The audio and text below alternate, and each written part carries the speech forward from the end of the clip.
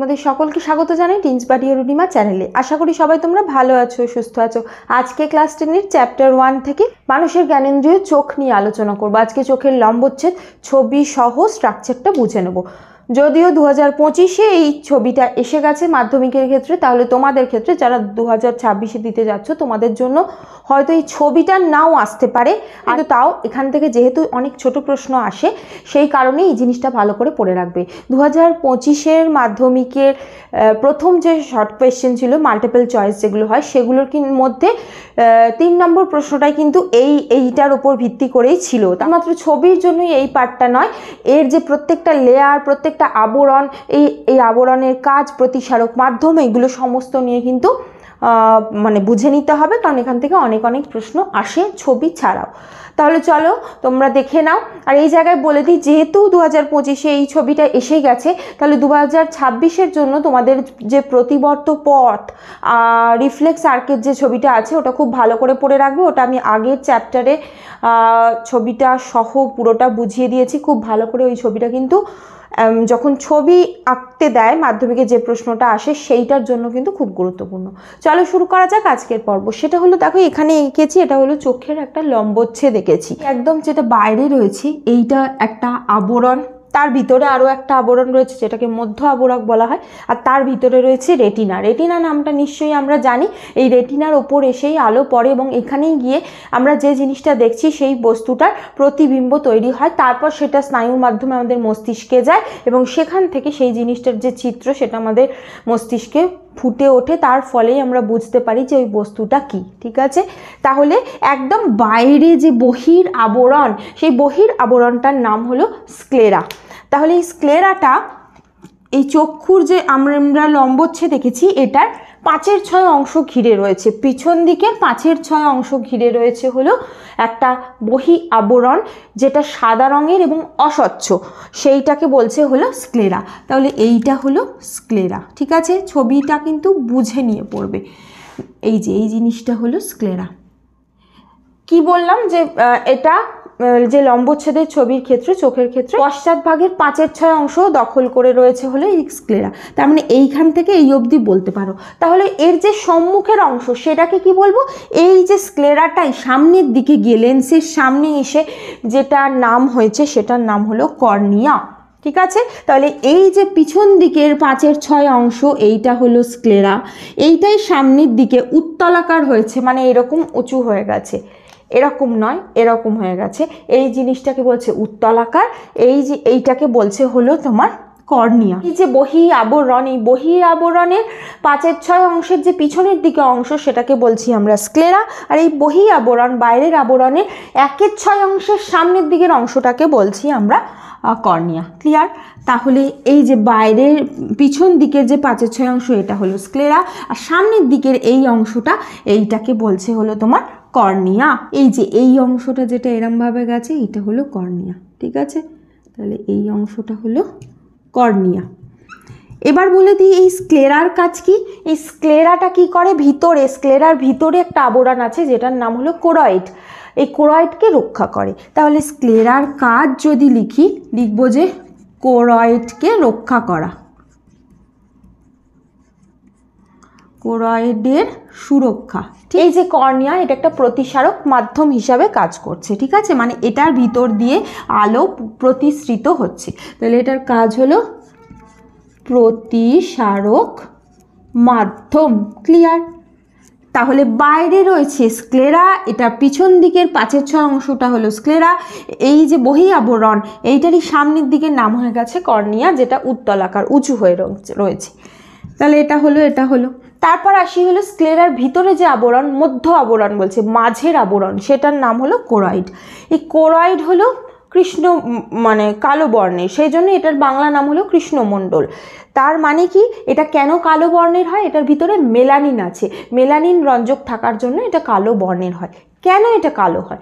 যখন আমাদের চোখে অতিরিক্ত আলো ঢুকে পড়বে এবং সেই অতিরিক্ত আলো কিন্তু চোখের জন্য ক্ষতিকারক, সেই অতিরিক্ত আলো ওটা অ্যাবজর্ব করে নেয়, শোষণ করে নেয় এই যে কৃষ্ণমণ্ডল বা কোরয়েড বোঝাতে পারলাম। কালো রং কি করে, আলোকে টেনে নেয়, সেই কারণে এই অংশটা হলো কালো। ক্লিয়ার? তাহলে এই যে অতিরিক্ত আলো যেটা প্রতিফলিত হতে পারতো, রেটিনায় এসে প্রতিফলিত হতে পারতো, সেই জিনিসটাকে সম্পূর্ণরূপে শোষণ করে নিচ্ছে।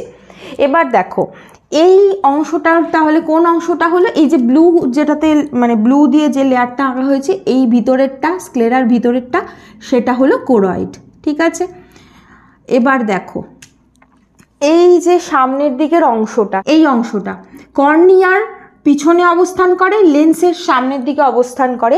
একটা কালো পেশিময় পর্দা আছে কর্নিয়ার পিছনে, লেন্সের সামনে। এটা লেন্স, লেন্সের সামনে, এই অংশটা কর্নিয়া, কর্নিয়ার পিছনে একটা কালো পেশিময় পর্দা আছে, যেটাকে বলছে হলো আইরিশ বা কনিনিকা। ঠিক আছে, এইটার মাঝের অংশটা 1 থেকে 8 মিলিমিটার অবধি ব্যাস বিশিষ্ট একটা রন্ধ্র আছে। সেইটার ভিতর দিয়ে কতটা আলো প্রবেশ করে সেটাকে বলে, সেই জিনিসটাকে বলে হলো তারারন্ধ্র। তাহলে এই তারারন্ধ্র বা পিউপিল এই জিনিসটাকে কি করি আমরা, যখন ধরো কোনো কিছু অন্ধকারে দেখতে যাই, দেখবে আমরা চোখ বড় বড় করে ফেলি, তার মানে কি অন্ধকারে আলো কম, তাহলে যেটুকু আলো আছে সেই আলোটাই আমাদের চোখে যাতে প্রবেশ করে, তাই জন্য তারারন্ধ্রটাকে আমরা খুলে দিই। আবার ধরো অতিরিক্ত আলো, ধরো তুমি বাইরে বেরিয়েছো, অতিরিক্ত আলো রয়েছে, তখন আমরা চোখটা এরমভাবে কী করি, বন্ধ করে নিই। তাহলে এই যে চোখটাকে ছোট করে নিচ্ছি, তারারন্ধ্রটাকে ছোট করে নিচ্ছি, তার ফলে কম আলো আমাদের চোখে ঢুকছে। ঠিক আছে, তাহলে এই আইরিশ বা কনিনিকার এটাই কাজ, তারারন্ধ্রকে বড় করা, তারারন্ধ্রকে ছোট করা। সেটা পরিবেশের ওপর নির্ভর করছে, কোন জায়গায় রয়েছি, কতটা আলো রয়েছে, কতটা আলো আমাদের চোখের জন্য প্রয়োজন সেই মুহূর্তে, সেই অনুযায়ী তারারন্ধ্রটাকে কখনো খুলে দেয়, কখনো সংকুচিত করে দিচ্ছে। ঠিক আছে, তাহলে এটা হলো আইরিশের কাজ। বোঝাতে পারলাম? তাহলে এই যে সবুজ কালিতে যেটা এঁকেছি এটা হলো আইরিশ বা কনিনিকা, যে কোনো দুটো মানে নামগুলো দুটোই পড়ে রাখবে। পরের যে স্টেপ সেটা হলো রেটিনা। যেহেতু রেটিনার মধ্যে, রেটিনা হলো একটা অনেক স্নায়ু কোষ আছে, এই রকম একটা লেয়ার স্তর। এই যে স্নায়ু কোষ থাকার জন্য এটাকে রক্ষা করার দরকার, তো যে জিনিসটা সেন্সিটিভ সেই জিনিসটাকে রক্ষা করার জন্য বাইরের আবরণ প্রয়োজন। সেই আবরণ দুটোই ছিল কি, স্ক্লেরা আর কোরয়েড। ক্লিয়ার? তাহলে এই যে লাল রঙের যেটা ডট ডট দিয়ে গেছি, এই যে এইটাই হলো তোমার রেটিনা। রেটিনা ভিতরে অবস্থান করছে, স্ক্লেরার ভিতরে কোরয়েড, কোরয়েডের ভিতরে রেটিনা। এই রেটিনাতে স্নায়ুকোষ থাকে, কি কি স্নায়ুকোষ থাকে, রড কোষ আর কোন কোষ। রড কোষের ভিতরে একটা পিগমেন্ট থাকে যেটার নাম হলো রোডপসিন। এটা আমাদের অন্ধকারে দেখতে হেল্প করে বা কম আলোতে দেখতে সাহায্য করে। আর এই যে কোন কোষ বলে একটা কোষ থাকে যেটার ভিতরে একটা পিগমেন্ট থাকে যেটার নাম হলো আয়োডপসিন। এই আয়োডপসিন আমাদের বেশি আলোতে দেখতে সাহায্য করে। তার মানে কি, এই যে এই দুটো কোষ দুটো ভিন্ন প্রকারের কেন, কারণ আমরা দিনের বেলাও যাতে দেখতে পাই, রাত্রিবেলাও যাতে দেখতে পাই। দিনের বেলা অতিরিক্ত আলোতে দেখার জন্য কাজ করে কোন কোষ, আর অন্ধকারে যেখানে আলো কম সেইখানে দেখতে হেল্প করছে রড কোষ। এবার দেখো, তাহলে অনেক সময় দেখবে যে ধরো তুমি রোদে বেরিয়েছো, রোদ থেকে কোনো একটা মানে একটু অন্ধকার জায়গায় ঢুকছে, দেখবে যে চারপাশটা পুরো অন্ধকার মনে হয়। মানে ধরো তুমি তোমার ব্যালকনিতে গেছো, বেলায় যখন প্রচণ্ড রোদ রয়েছে, ব্যালকনিতে গেলে প্রচণ্ড চারদিকে রোদ, তারপরে যখন ঘরে ঢুকে আসবে, ঘরে যত রোদ থাকলেও চারপাশটা একটু অন্ধকার লাগে। সেই জিনিসটা কারণ কি, চট করে এতটাই ট্রানজিশন হয়। বাইরে যখন আমরা দেখছিলাম তখন কোন কোষগুলো সাহায্যে দেখছিলাম, যে একটু অপেক্ষাকৃত অন্ধকারে এলাম, তখনই রড কোষের মাধ্যমে দেখতে হেল্প হচ্ছে। এই যে ট্রানজিশন, এই সময়টার মাঝে আমরা একটু হালকা অন্ধকার দেখি। ঠিক আছে, তাহলে এই যে রড কোষ, কোন কোষ, রড কোষ যেহেতু অন্ধকারে দেখতে হেল্প করে, এর সংখ্যা আমাদের চোখে বেশি থাকে। এর সংখ্যা হলো 11 থেকে প্রায় 12.5 কোটি এত সংখ্যায় থাকে। আর এই যে কোন কোষ, এটা 63 থেকে 68 লক্ষ অবধি থাকে। ঠিক আছে, একটা রেঞ্জ আছে, এর ভিতরে থাকছে। তাহলে এই যে রেটিনায় এই যে কোষগুলো, এই কোষগুলো কি করছে, আমাদের চোখে যে আলো প্রবেশ করছে সেই চোখের আলোগুলো এই যে স্নায়ুকোষের মাধ্যমে শোষিত হচ্ছে, এবং সেখান থেকে যে ইমেজ ফরমেশন বা একটা ছবি তৈরি হচ্ছে আমাদের মস্তিষ্কে, তার ফলেই আমরা বুঝতে পারছি যে এটা একটা এই বস্তু, মানে এটা কুকুর, এটা বেড়াল, এটা বোর্ড, এরমভাবে বুঝতে পারছি। ঠিক আছে, তাহলে রেটিনার কাজ কি? প্রতিবিম্ব তৈরি করা। এই রেটিনার ওপরে দুটো বিন্দু আছে, একটা হলো অন্ধবিন্দু আর একটা হলো পীতবিন্দু। অন্ধবিন্দুতে কোনো রকম আলোক সুবেদী স্নায়ুকোষ থাকে না, মানে রডকোষ, কোন কোষ কিছুই থাকে না। সেই জন্য সেই জায়গাটায় কোনো প্রতিবিম্ব তৈরি হয় না, সেই জন্য সেই জায়গাটার নাম হলো অন্ধবিন্দু। সেটা কোন জায়গায়? ধরো এই যে রেটিনার উপরে যে জায়গা থেকে স্নায়ুকোষগুলো মস্তিষ্কে প্রবেশ করছে, এই জায়গাটায় কোনো রকম আলোক সুবেদী কোণগুলো, সেটা হলো কোন কোষ, এই কোন কোষগুলো থাকে না, সেই জন্য এই জায়গাটাকে অন্ধবিন্দু বলছে। আর রেটিনার যে অংশে কোন কোষের সংখ্যা সবচেয়ে বেশি রয়েছে, তার ফলে সেই জায়গায় সবচেয়ে ভালো প্রতিবিম্ব তৈরি হয়, সেই জায়গাটাকে বলছে পীতবিন্দু। যেমন ধরো এই জায়গাটা, ঠিক আছে, তাহলে এই রকম জায়গায় থাকে হলো তোমার পীতবিন্দু, আর এই রকম জায়গায় হলো তোমার অন্ধবিন্দু।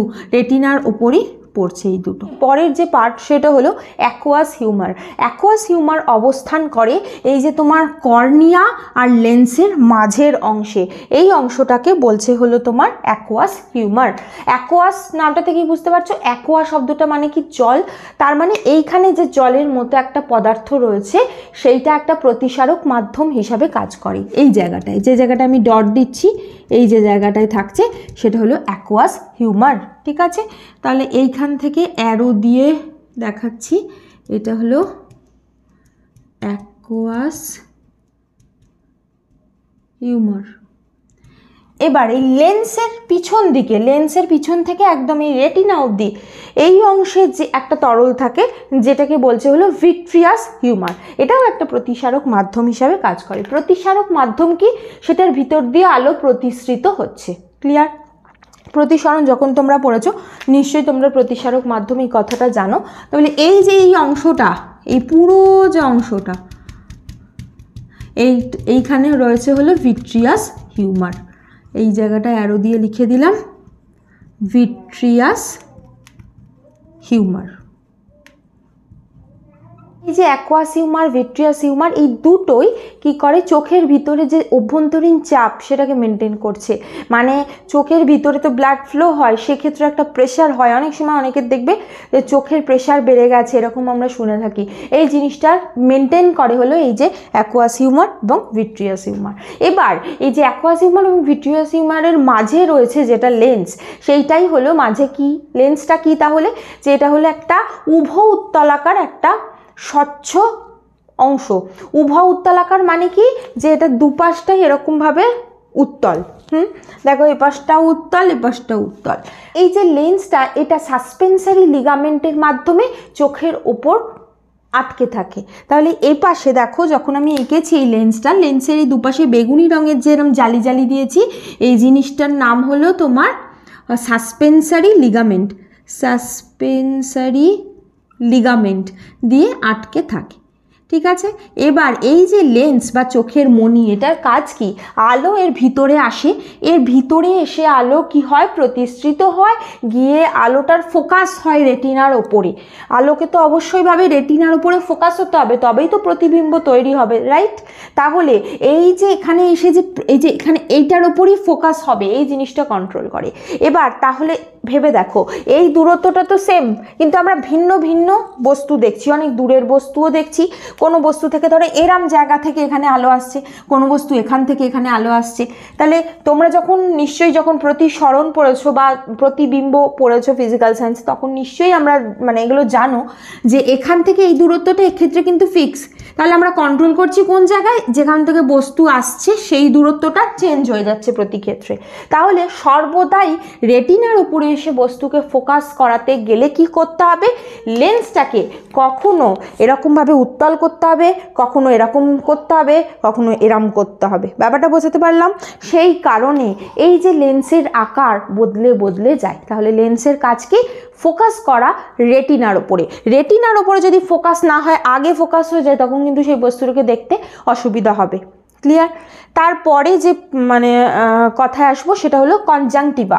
কনজাংটিভা সেটা কি? কর্নিয়া, এই যে কর্নিয়া অংশ, কর্নিয়ার ওপরে একটা রক্ষণাত্মক বা ওটাকে মানে প্রোটেক্ট করে সেরকম একটা স্তর আছে, সেটাকে বলছে হলো কনজাংটিভা।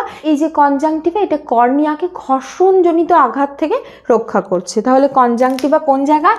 এই যে জিনিসটা এরকম হালকা শিঙের মতো বেরিয়েছে, এইটাই হলো কনজাংটিভা। অনেক সময় কনজাংটিভাইটিস হয়, সেটা হলো এই যে চোখের এই স্বচ্ছ ও আবরণে একটা তোমার ইনফেকশন হচ্ছে। তারপরে আসবো অক্ষিপল্লব। এই অক্ষিপল্লব কী করে? বারবারই আমাদের এই অক্ষিপল্লব যখন ওপর থেকে নিচে, মানে ওপরের অক্ষিপল্লব আছে, নিচের অক্ষিপল্লব আছে, দুটো মিলিত হয়। এই মিলিত হওয়ার মাধ্যমে কি হচ্ছে, যে চোখের ভিতরে যে তরল, সেই তরলটা সমগ্র দিকে ছড়িয়ে যাচ্ছে, তার ফলে চোখটা ড্রাই হচ্ছে না, চোখটার ভিতরে আর্দ্রতা বজায় থাকছে। লাস্ট যে পয়েন্ট সেটা হলো অশ্রু গ্রন্থি।